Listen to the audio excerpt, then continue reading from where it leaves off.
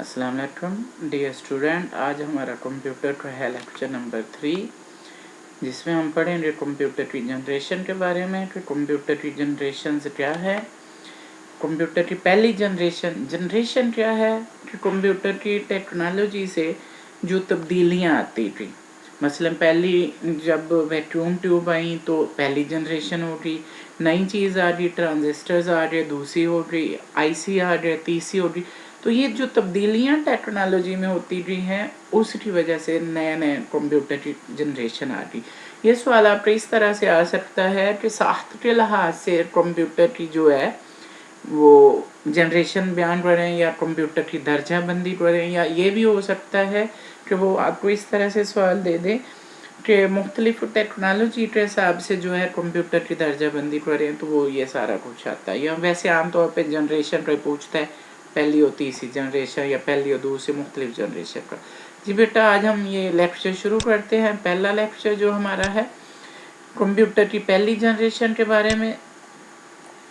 Generations, इस वाली generation में उन्होंने यूज़ की वैक्यूम ट्यूब्स। ये जो आपके सामने है वैक्यूम ट्यूब बहुत बड़ी नज़र आ रही होंगी आपको। इसमें अगर आप देखें तो जो मटेरियल लगा हुआ है ये बहुत ज़्यादा जो है ना महंगा मटेरियल है। उसके अलावा बनावट जिस तरह से इसमें पेचीदगी है, तो ये वैक्यूम ट्यूब जो है मटेरियल की वजह से और महारत की वजह से, बनाने की महारत की वजह से बहुत महंगी थी। मतलब महंगी होने के साथ साथ ये जो है गर्म होती थी और गर्म होने के बाद जल जाती थी, या ये गिरें तो टूट भी सकती थी। ये इनमें थोड़ी सी खामी थी। कंप्यूटर जिस तरह से ये ट्यूब बड़ी बड़ी नज़र आ रही हैं, बहुत ज़्यादा जब लागू जाए किसी जगह में तो वो कंप्यूटर का साइज़ बहुत बढ़ जाता था। तो इस जनरेशन के कंप्यूटर जो है वो साइज़ में बहुत बड़े थे, और क्योंकि ये वैक्यूम ट्यूब गर्म होती थी तो उसको ठंडा रखने के लिए कमरे में एयर कंडीशंस लाजमी थे। एयर कंडीशन ना लगे हों तो ये कंप्यूटर काम नहीं कर सकते थे। इस दौर के कंप्यूटर की मिसालें जो है एनिएक है और यूनिवेक 1 जो है इस दौर के कंप्यूटर है, जिन्हें बनाने वाले आपको पता है जॉन प्रेस्पर एक्वर्ड और जॉन मॉटली थे। दोबारा से अगर इसको देखते हैं तो पहली जनरेशन में क्या यूज़ हुआ, वैक्यूम ट्यूब यूज़ हुए थे। इनमें जो मटेरियल और महारत की वजह से ये बहुत महंगी थी, इसलिए ये कंप्यूटर भी बहुत महंगे थे। मतलब ये जल जाती थी गर्म हो कर, उसको ठंडा रखने के लिए कमरे में एयर कंडीशंस भी लगवाने पड़ते थे। साइज़ में बहुत बड़ी थी, इसलिए इस दौर के कंप्यूटर साइज़ में बहुत बड़े थे। 4 चीज़ें थी। मटेरियल और महारत की वजह से ये ट्यूब बहुत महंगी थी, गर्म होकर जल जाती थी, बड़ी थी, इसलिए कंप्यूटर भी साइज में बड़े थे। जलने को ठंडा करने के लिए कंडीशन लगवाना पड़ता था। यूनिवेक और एनिएक इस दौर के 2 कंप्यूटर अहम थे, और भी थे। अब हम पढ़ते हैं एनिएक। एनिएक के बारे में हम पहले भी पढ़ चुके हैं।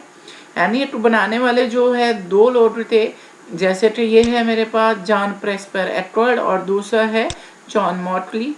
इन दोनों ने ये पहला कंप्यूटर बनाया था जो 1942 में बनाना शुरू किया था, और 45 में इन्होंने इसे कंप्लीट कर लिया था। इन्होंने ये वाला कंप्यूटर, जैसे आपको पता है, यूनिवर्सिटी ऑफ पेंसिल्वेनिया में रहते हुए बनाया था। साइज़ में बहुत बड़ा था, ये आपको नज़र आ रहा होगा। साइज़ में ये बहुत बड़ा था। कैसे बढ़ाना होता, क्योंकि इसमें जो वैक्यूम ट्यूब यूज़ हुई थी वो तकरीबन थी 18,000, कितनी 18,000 वैक्यूम ट्यूब लगी थी। तो अगर इतनी सारी वैक्यूम ट्यूब लगी होंगी तो डेफिनेटली ये बहुत बड़ा हो गया होगा। भारी था, हमने पहले पढ़ा था। वज़न इसका कितना था, 27 टन के पास था। ये जो एनर्जी लेता था 140 किलोवाट पावर ये खर्च करता था। 5000 एडिशंस 1 सेकंड में कर लेता था। ये इसके काम करने की स्पीड थी। ये बहुत महंगा था, जैसे कि हमने देखा था कि जब इन्होंने बनाया था तो इसे 5 लाख डॉलर यूएस डॉलर में फरोख्त किया था, जो आज कन्वर्ट करें तो ये तकरीबन 63 बन जाते, 63 लाख। तो ये बहुत महंगा था। काम करने की सलीयत ठीक थी, बेहतर थी। 1 सेकंड में जो है 5000 एडिशन से कर लेता था। मतलब इसकी एनी आज की मशीन में जो सनाई निज़ाम 0 और 1 का 0 और 1 کا جو یوز ہو رہا ہے آن آف وہ اس میں نہیں یوز ہوتا تھا, اس میں اشاری نظام یوز ہوتا تھا, یعنی کہ 0 سے لے کر 9 تک جو ہندسے تھے وہ اس میں یوز ہوتے تھے. اس لیے اس میں حساب کتاب بھی جو اشاری سسٹم کے مطابق ہی ہوتا تھا. NE2 کی خامی کیا ہے؟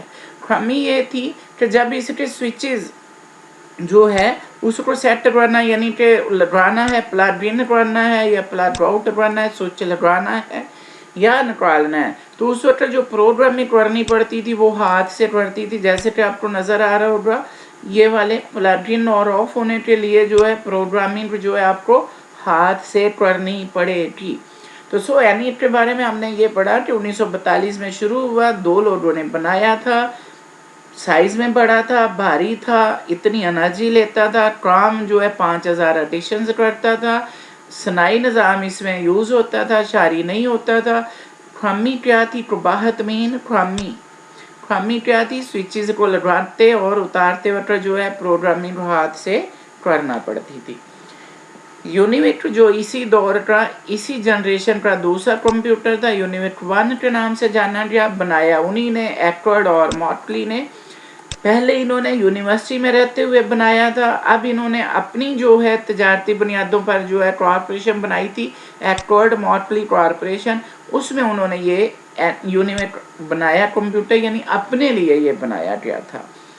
تو یہ پہلے والے سے ڈیفینیٹلی بہتر ہو رہا, جیسے کہ تصویر میں بھی نظر آ رہا ہے. اگر آپ دیکھتے ہیں تو پہلے والے جو اتنا زیادہ پھیلا ہوا تھا اس سے انہوں نے کافی کمی اس میں آئی تھی. انہوں نے 1958 میں اسے بنا کر میٹروم بیورو آف سینسر کو بیچ دیا تھا. تجارتی مقصد کے لیے یہ بنایا گیا تھا, یعنی کہ سیل کرنے کے لیے, اپنا کاروبار کے لیے. یہ کمپیوٹر سائنٹیفک اور تجارتی دونوں اپلیکیشنز پر کام کرتا تھا, یعنی چاہے سائنٹیفک مقاصد ہو یا تجارتی ہو, حساب کتاب سمپل ہو, ان دونوں کے لیے یہ استعمال ہوتا تھا. امید ہے بیٹا آپ کو یہ پہلی جنریشن کی سمجھ آئی ہوگی. انشاءاللہ اگلے لیکچر کے ساتھ دوبارہ ملاقات ہوگی. تب تک کے لیے اللہ حافظ, گڈ لک.